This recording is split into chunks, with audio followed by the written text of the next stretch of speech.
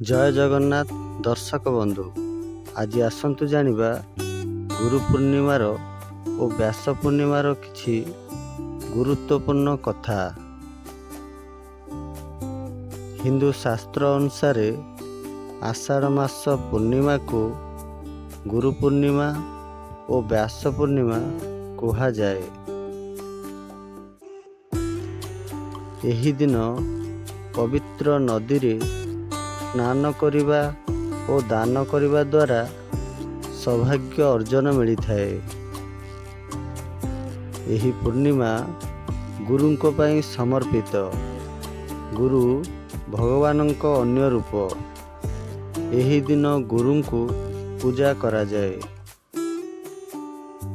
ସେଥିପାଇଁ କୁହାଯାଏ, ଗୁରୁ ବ୍ରହ୍ମା ଗୁରୁ ବିଷ୍ଣୁ ଗୁରୁଦେବ ମହେଶ୍ୱର ଗୁରୁ ସାକ୍ଷାତ୍ ପରମ ବ୍ରହ୍ମ ତସ୍ମୈ ଶ୍ରୀ ଗୁରବେ ନମଃ। ପୌରାଣିକ କଥା ଅନୁସାରେ ଆଷାଢ଼ ମାସ ପୂର୍ଣ୍ଣିମାରେ ମହର୍ଷି ବେଦବ୍ୟାସ ଜନ୍ମ ହୋଇଥିଲେ। ମହର୍ଷି ବେଦବ୍ୟାସ ସନାତନ ଧର୍ମର 4 ବେଦକୁ ବ୍ୟାଖ୍ୟା କରି ମାନବ ଜାତିର କଲ୍ୟାଣ ପାଇଁ 4 ବେଦର ଜୈନ ପ୍ରଦାନ କରିଥିଲେ। ଏହି କାରଣରୁ ମହର୍ଷି ବେଦବ୍ୟାସ ସମସ୍ତଙ୍କର ଗୁରୁ ଥିଲେ। ଏହି କାରଣରୁ ମହର୍ଷି ବେଦବ୍ୟାସଙ୍କ ଜନ୍ମଦିନରେ ତାଙ୍କର ଗୁରୁ ପୂର୍ଣ୍ଣିମା ଓ ବ୍ୟାସ ପୂର୍ଣ୍ଣିମା ପାଳନ କରାଯାଏ।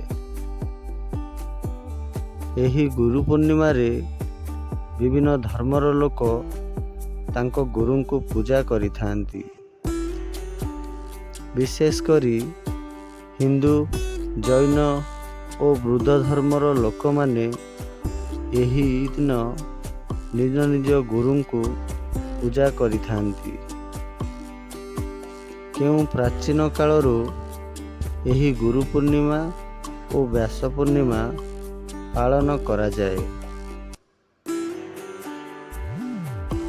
ଗୁରୁ ଓ ଶିଷ୍ୟଙ୍କର ଅପୂର୍ବ ସମ୍ପର୍କକୁ ଉଜ୍ଜୀବିତ କରିବା ପାଇଁ ଏହି ପର୍ବ ବା ଗୁରୁ ପୂର୍ଣ୍ଣିମା ଓ ବ୍ୟାସ ପୂର୍ଣ୍ଣିମା ପାଳନ କରାଯାଏ। ହିନ୍ଦୁ ଶାସ୍ତ୍ର ଅନୁସାରେ ଆମର ଅନେକ ଗୁରୁ ରହିଥାନ୍ତି। ଏଥିମଧ୍ୟରୁ ଆମେ 5ଟି ଗୁରୁଙ୍କୁ ମୁଖ୍ୟ ବୋଲି ଗଣନା କରିଥାଉ। ପ୍ରଥମ ଗୁରୁ ମା, ଯିଏ ଆମକୁ 10 ମାସ 10 ଦିନ ଗର୍ଭରେ ଧରି ଏ ଧରାପୃଷ୍ଠକୁ ଆଣିଛନ୍ତି। ଦ୍ୱିତୀୟ ଗୁରୁ ଧରିତ୍ରୀ, ଯିଏ ଆମକୁ ଧାରଣ କରେ। ତୃତୀୟ ଗୁରୁ ବାପା, ଯିଏ ଆମର ସମସ୍ତ ବୋଝକୁ ମୁଣ୍ଡାଇଥାନ୍ତି ଓ ଆମକୁ ପାଳନ କରନ୍ତି।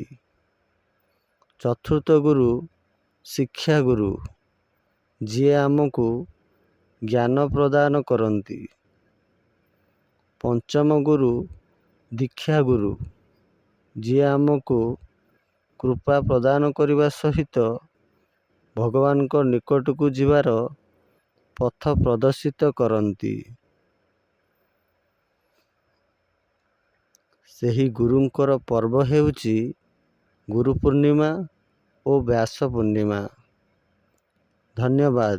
ଆପଣ ସମ୍ପୂର୍ଣ୍ଣ ଭିଡ଼ିଓ ଦେଖିଛନ୍ତି। ଭିଡ଼ିଓଟି କେମିତି ଲାଗିଲା କମେଣ୍ଟ କରି ନିଶ୍ଚୟ ଜଣାଇବେ।